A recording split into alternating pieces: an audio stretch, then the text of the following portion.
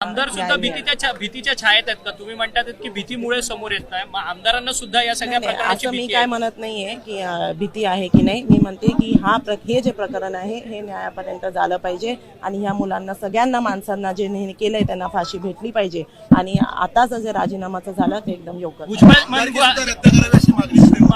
हे एकदम योग्य झालंय. बाकीचे विषय मी माझ्या जे आपले सीएम साहेब आहेत त्यांना मी नैतिकतेच्या मुद्द्यावरून ही संपूर्ण राजीनामा झाला, परंतु नैतिकता खरं तर 3 महिन्यानंतर येते का? एवढा उशीर का? मी सुद्धा हेच बोलली की खूप उशिरा त्यांनी केला राजीनामा. पहिल्याच दिवशी त्यांनी द्यायला पाहिजे.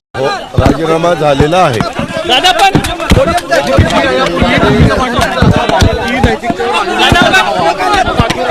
सातत्याने तुमचे मंत्री अडचणीत येतात आहेत. त्यांनी नैतिकतेवर राजीनामा दिलेला आहे. परंतु दादा नैतिकतेच्या मुद्द्यावर पण उशीर नाही झाला का? 3 महिने झाले. 3 महिने झाले राजीनामा घेतलेला नव्हता दादा. दादा 3 महिने झाला राजीनामा नाही झाला होता. नैतिकता कशी म्हणाल्या?